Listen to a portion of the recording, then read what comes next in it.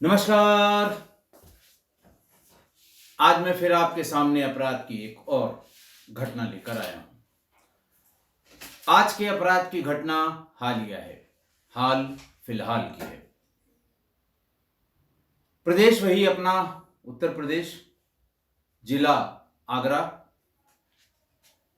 एतमादपुर थाना क्षेत्र की एतमादपुर रेलवे लाइन के किनारे 31 जनवरी 2024 को एक युवक की लाश रेलवे ट्रैक पर मिल गई। रेलवे प्रोटेक्शन फोर्स और जीआरपी दोनों ने, चूंकि जब कोई डेड बॉडी या इंसिडेंट आउटर से आउटर के बीच में होता है तो वो रेलवे पुलिस की जिम्मेदारी होती है, और उसके बाद जो अगर कोई घटना होती है तो वो संबंधित थाने की, जिस जिले का थाना क्षेत्र होगा वहां की जिम्मेदारी होती है। लिहाजा वायरलेस सेट पर तुरंत थाना एतमादपुर को ये सूचना दी गई कि आप अपनी फोर्स भेज दीजिए, यहां पर एक डेड बॉडी मिली है। पुलिस गई, पुलिस ने वो डेड बॉडी वहां से हटाई, पंचनामा किया और उसके बाद उसकी फोटो वोटो लेके अपना जो पहचान के लिए जो कार्रवाई करनी होती है वो कार्रवाई शुरू कर दी। लाश को वास्ते पोस्टमार्टम आगरा जिला हेडक्वार्टर के पोस्टमार्टम हाउस में भेज दिया गया। ये बात है 31 तारीख की सुबह की। फिर उसके बाद ये सूचना डिस्ट्रिक्ट कंट्रोल रूम को भेजी गई कि साहब इस तरह से एक डेड बॉडी मिली है। इसके बारे में अगर किसी थाने को पता है, यानी किसी थाने में इस तरह की कोई गुमशुदगी अगर लिखी गई हो तो वो थाना एतमादपुर से संपर्क करें। थाने पर इससे संबंधित जो फोटोग्राफ हैं वो लोगों के पास हैं, और मौके पे ली हुई फोटोग्राफ्स ये भी डीसीआरबी को भेज दी गई कि अपने संचार माध्यमों से ये सबको नोट करा दें। इसका टाइम होता है, दिन में ढेर सारे वो होते हैं, काम होते हैं, क्राइम की सूचना, लॉ एंड ऑर्डर की सूचना, इस तरह की सूचनाएं प्रसारित शाम को की जाती है जब सब काम खत्म हो जाता है। बहरहाल ये सूचना पहले जिले के सभी थानों को दी गई। थानों से एक एक करके फीडबैक भी लिया गया कि क्या पिछले एक हफ्ते में इस तरह की कोई गुमशुदगी, जो शव का जो हुलिया नाश कहते हैं उसको, कि जो हुलिया उसका था, जो रंग है, कद है, काठी है, ये सब उसमें लिखा गया था। 2-3 घंटे के फीडबैक के बाद जब आगरा के सभी पुलिस स्टेशन से ये फीडबैक आ गया कि इस तरह की कोई गुमशुदगी उनके थाना क्षेत्र में नहीं लिखी हुई है, तो इसको फिर रेंज और फिर जोन में इसको प्रसारित किया गया कि इस तरह से एक डेड बॉडी यहां पर मिली है। अच्छा, आप अब तो जो ये तो सरकारी चैनल हो गया, ये पुलिस का चैनल हो गया, या पुलिस जिस रास्ते से या जिस तरीके से अपना काम करती है वो हो गया। लेकिन जो दूसरा चैनल है आज की तारीख में बहुत इफेक्टिव है, social media channel. Social media पर ये फोटो और ये सूचना प्रसारित होने लगी। आप भी देखते होंगे कि देश के किसी कोने में अगर कोई बहुत इंपॉर्टेंट घटना घटी है, और खासकर अगल बगल के जिले में, तो वो बहुत तेजी से आपके व्हाट्सएप पर वायरल होती है कि साहब ये मिला है, अगर किसी को सूचना हो। जैसे कोई बच्ची कहीं पड़ी हुई मिल जाए, पड़ी हुई का मतलब कहीं खोई हुई मिल जाए, कोई किसी व्यक्ति के खोने की सूचना हो। जैसे आज ही एक बुजुर्ग व्यक्ति के गायब होने की सूचना व्हाट्सएप पर हमारे प्रसारित हुई, और ये वहाँ की थी, अलीगढ़ की थी। तो ग्रुप से होते होते, घूमते घूमते वो आप तक पहुंच जाती है। ऐसे ही ये फोटोग्राफ घूमते घूमते एटा में भी पहुंच गई। एटा के जलेसर थाने पर 27 तारीख को एक गुमशुदगी लिखी गई थी। इसी बीच में रेंज और जोन के जो सूचना होती है वो भी जलेसर थाने पर आ गई। तो वहां मुंशी जी जो इस वायरलेस की सूचना को नोट करते हैं, उन्होंने तुरंत टैली किया, और उन्होंने जिसने गुमशुदगी लिखवाई थी उनका नाम था आलम खान, वहीं महावीरगंज मोहल्ले के रहने वाले थे। उन्होंने अपने बेटे सोहिल खान उम्री 22 वर्ष, इसकी एक गुमशुदगी लिखवाई थी और उसमें हुलिया और कपड़ों का भी पूरा जिक्र था। जैसा मैं आपको बताता हूं कि बच्चों की गुमशुदगी या बड़े की गुमशुदगी लिखाते समय उसकी फोटोग्राफ, हुलिया और उसका कद काठी, ये सब नोट किया जाता है। जिन कपड़ों में ये शव बरामद हुआ था, ठीक वही कपड़े गुमशुदगी में लिखाए हुए थे। इसलिए थाने से फौरन आलम खान को ये सूचना दी गई कि आगरा के मोर्चरी में, चीर घर में कह लीजिए, शव गृह में कह लीजिए, वहां पर एक अज्ञात लाश जो एतमादपुर रेलवे लाइन पर पड़ी हुई मिली थी, वो रखी हुई है। कृपा करके आप वहां जाकर उसको पहचानने की कोशिश करिए कि आपने अपने बेटे की जो गुमशुदगी लिखवाई थी 27 को, कहीं वही तो नहीं है। ये सूचना पाते ही सोहिल खान, उनकी पत्नी और उनके तमाम जानने वाले मोहल्ले के ये भागते हुए आगरा के पोस्टमार्टम हाउस पहुंचे और उनको बताया कि इस तरह से सूचना मुझे प्राप्त हुई है, हम देखना चाहेंगे, एतमादपुर थाने से जो डेड बॉडी आई है वो हमें दिखा दी जाए।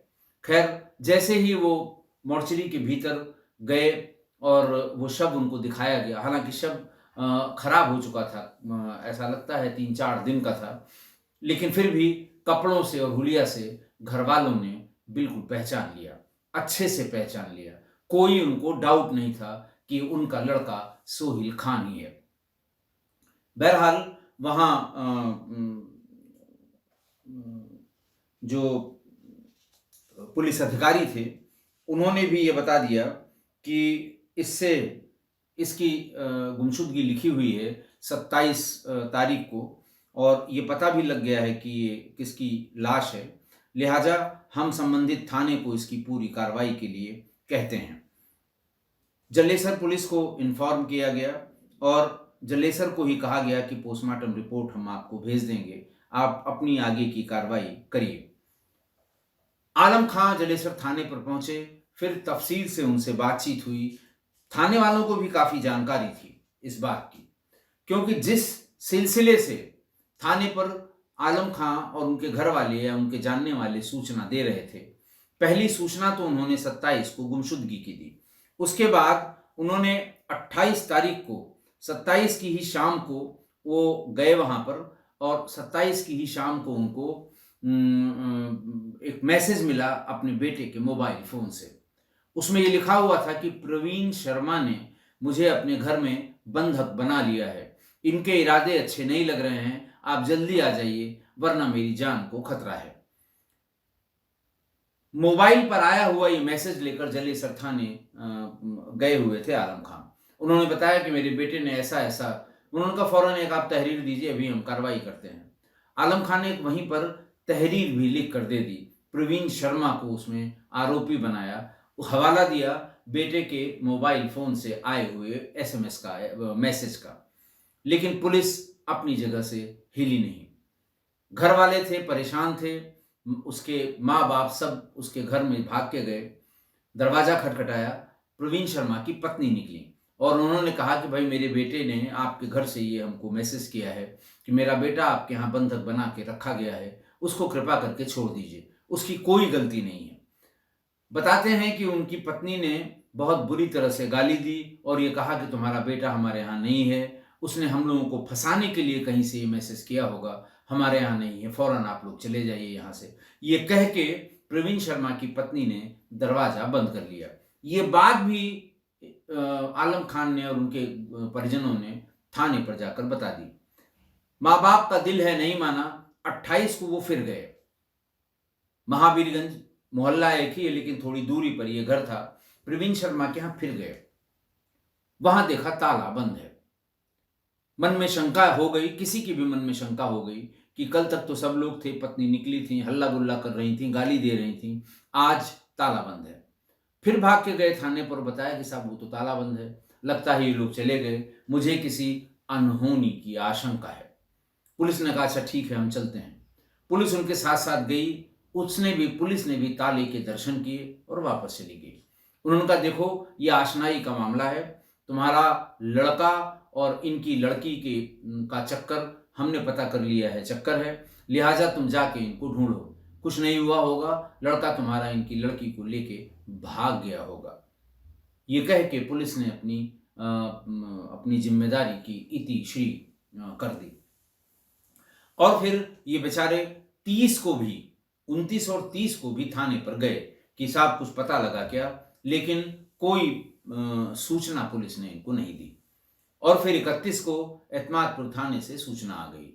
उसके साथ साथ व्हाट्सएप ग्रुप में ये भी पता लग गया कि कोई अज्ञात लाश वहां पर बरामद हुई है। गए वहां पर, देखा इन लोगों ने, और फिर उसके बाद पुलिस को लगा कि कहीं उसकी पुलिस की छीछा लेदर होगी, इसमें जरूर होगी।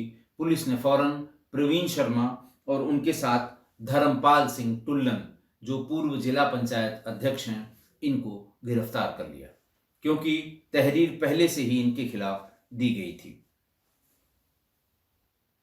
दोनों को थाने पर लाया गया, उनसे पूछा गया क्या बात हुई। आसानी से तो कोई बताने वाला नहीं, आप समझ ही गए होंगे कैसे बताया होगा। वही कार्यक्रम हुए और फिर पूरी बात उन्होंने बताई। उन्होंने कहा कि इस लड़के का, सोहेल खान का और मेरी लड़की का प्रेम प्रसंग करीब 3 साल से चल रहा है, लेकिन 6 महीने पहले जब टोला पड़ोस के लोगों ने मेरी पत्नी को बताया और मुझे बताया, तो मैंने अपनी बेटी को भी समझाया और सोहेल खान को भी बुला के समझाया कि ये बात ठीक नहीं है और मेरी बेटी से दूरी बना लो, क्योंकि इससे समाज में हमारी बहुत बदनामी हो रही है। मैंने यही बात लड़की को भी समझाई। लड़की ने कहा कि नहीं, हम ठीक है, अब नहीं मिलेंगे। लेकिन फिर 10-15 दिन बाद पता लगा कि ये दोनों अब भी मिल रहे हैं और अब भी फोन से एक दूसरे से बातचीत कर रहे हैं।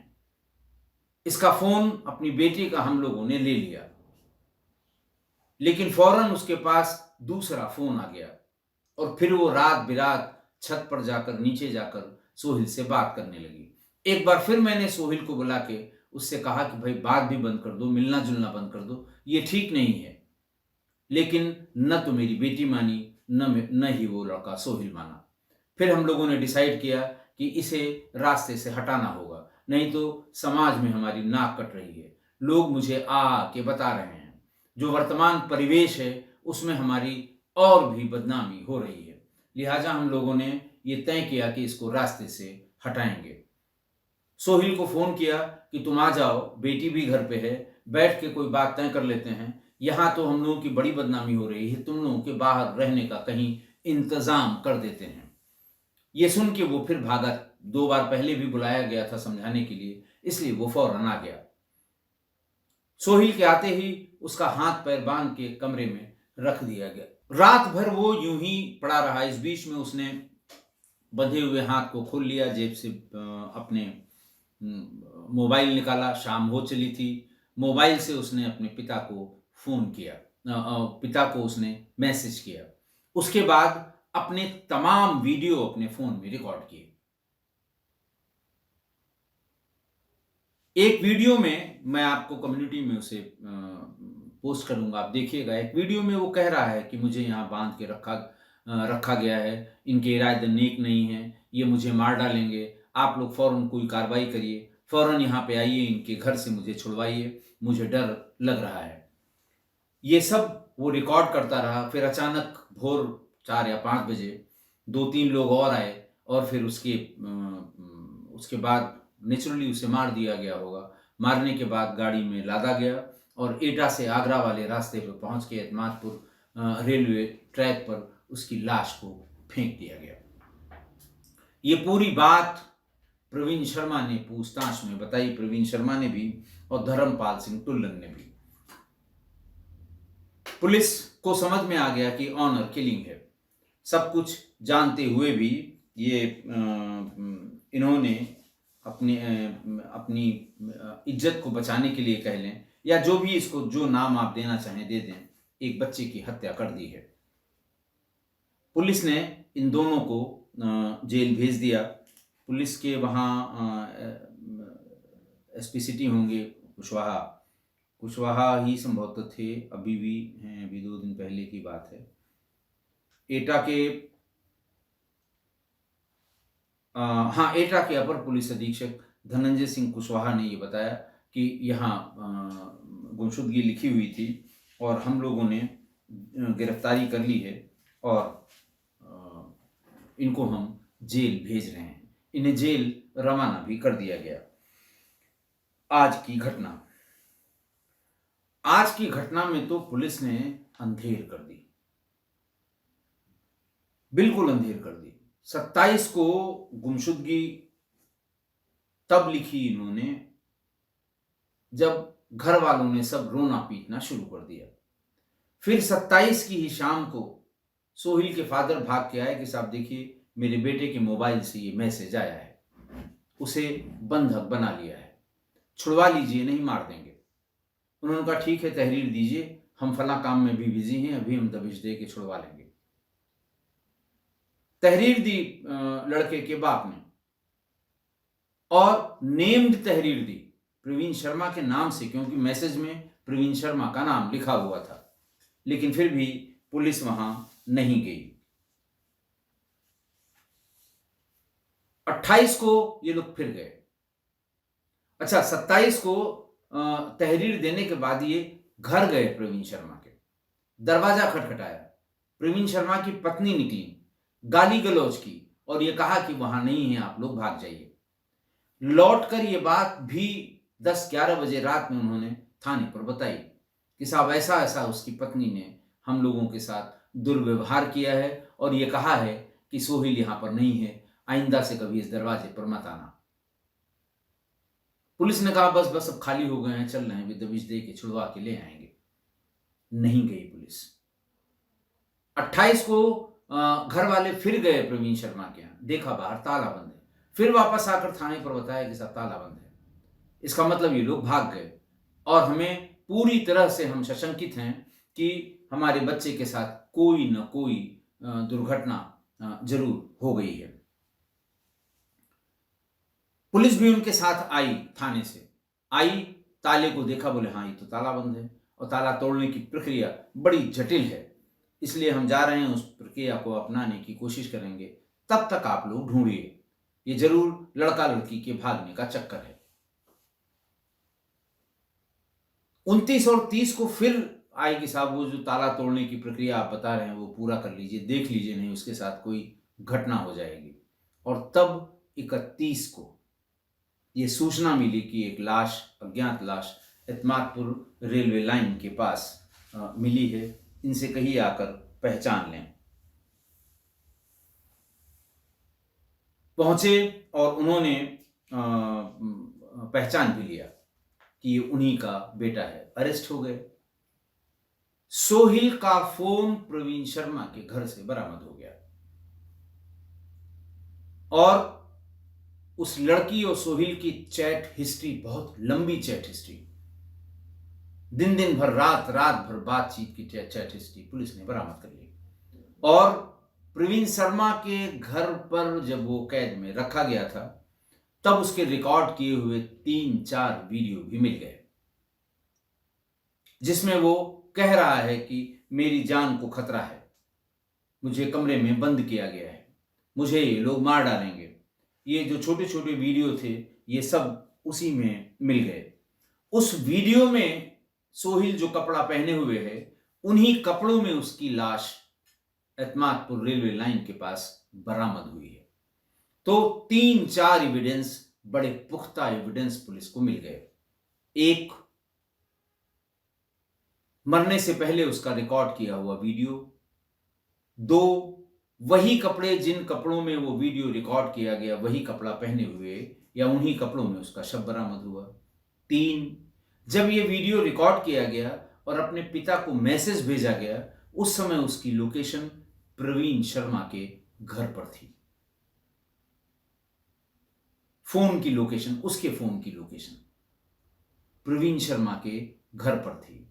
4, लड़की से उसकी पूरी की पूरी चैट हिस्ट्री, जिसमें उसने ये इस बात की भी आशंका की है कि अब मुझे डर लगता है कि तुम्हारे घर वाले मेरे साथ कोई न कोई दुर्घटना कारित करेंगे। पूरी चैट हिस्ट्री भी पुलिस के पास मिल गई और ये 4 इलेक्ट्रॉनिक एविडेंस ऐसे अकाट्य एविडेंस है कि जब मामला ट्रायल पर आएगा तो डिफेंस का कोई भी आदमी इन एविडेंस की कोई काट अदालत के सामने रख दे, इसमें मुझे डाउट है। इन्हें काटा नहीं जा सकता और ये इतने स्ट्रांग एविडेंस हैं कि ट्रायल में जरूर इन एविडेंस को कोर्ट देखेगी और इसके आधार पर कोई न कोई फैसला करेगी। दूसरा इसका पहलू यह है कि प्रवीण शर्मा जिस समाज की बात कर रहे थे, पुलिस ने जब पूछा उनसे कि आखिरकार क्यों मार डाला, तो उनका कहना था, प्रवीण का कहना था कि समाज में बदनामी हो रही थी। बाप ये कहता है कि साहब समाज में बदनामी हो रही थी, मेरी नाक कट रही थी, मैं लोगों को फेस नहीं कर पा रहा था। दोनों को मैंने बहुत समझाया, अपनी लड़की को भी और इस लड़के को भी 2 बार घर में बुला के समझाया कि मेरी बेटी का पीछा छोड़ दो, बात करना बंद कर दो, ये ठीक नहीं है, समाज इसका विरोध करता है। लेकिन जब नहीं माना लड़का, हालांकि प्रवीण शर्मा को अपनी लड़की में दोष नहीं दिखाई दिया, सारा दोष उसी लड़के का दिखाई दिया क्योंकि वो दूसरे धर्म से था। बदनामी इसी को लेकर उनकी हो रही थी, नाक इसीलिए कट रही थी जैसा वो बता रहा है। तो तब इनकी नाक कट रही थी। और दूसरी बात मैं आपको बता दूं कि वही समाज जिसकी दुहाई देकर एक बच्चे की हत्या कर दी प्रवीण शर्मा ने, यही समाज इस बच्ची की शादी नहीं होने देगा। वही 4 लोग इसकी शादी नहीं होने देंगे। बच्ची है, जवान है, 20 साल की है, कल को शादी जरूर माँ बाप करना चाहेंगे, बाप तो जेल में है, जो भी होगा करना चाहेगा। यही लोग जो ठेकेदार लोग हैं समाज के, जहां कहीं बातचीत होगी ये गाल बजा बजा के कहेंगे कि ये वही लड़की है जिसकी वजह से वो मारा गया और ये वही लड़की है जिसकी वजह से बाप जेल में है। नहीं होने देंगे ये। आसपास के लोग होंगे, एटा के बहुत से, जलेसर बहुत फेमस थाना है, बड़ी लोकेलिटी है, महावीरगंज के भी लोग होंगे, आप देख लीजिएगा। अभी तो 2-3 दिन पहले की बात है, 1-2 साल बाद देखिएगा कितनी मुश्किल होती है इस लड़की की शादी में। मतलब क्यों इन्होंने, इस आदमी ने, मूर्ख आदमी ने समाज की इज्जत बेइज्जती की बात मन में बैठा के इतना बड़ा अपराध कर दिया। समाज को देखिए बहुत ज्यादा किसी को फुर्सत नहीं है। 2-4 दिन हो सकता है लोग हंसी दिल्लगी करें, मजाक उड़ाएं, लेकिन उसके बाद अब उतने खाली लोग नहीं है जो पहले के जमाने में थे, खाली खेती पर आश्रित थे, खाली फसल के समय बिजी और उसके बाद पूरा टाइम खाली कि एक दूसरे के बारे में अपना इधर उधर की बात करते रहें। अब नहीं है किसी को फुर्सत। 4 से 10 दिन इसी तरह लोग कहते, हंसी उड़ाते, देख के हंसते और उसके बाद लोग भूल जाते हैं, सब अपने अपने में है। तो इस तरह अपने मन में ये समाज की इज्जत और बेइज्जती बिठा के इतना बड़ा अपराध कर दिया, लड़की का जीवन अधर्म कर दिया, खुद जेल में रहेगा। और मैं फिर कह रहा हूं कि जो एविडेंस हैं वो इतने स्ट्रांग हैं कि सजा कोई रोक नहीं पाएगा। हालांकि ये बात भी सही है कि कोई भी व्यक्ति या इंडिविजुअल चाहे जिस धर्म से हो, बिरादरी से हो, समाज को पूरी तरह से अवॉइड नहीं कर सकते आप। लेकिन कुछ चीजें इन दोनों के बीच की हैं, कुछ अपने से भी डिसाइड करना होगा।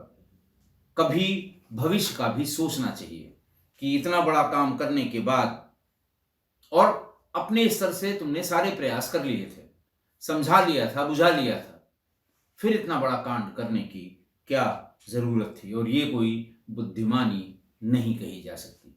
आशा है आप मेरी इस बात से सहमत होंगे। आज के लिए इतना ही। बहुत बहुत धन्यवाद।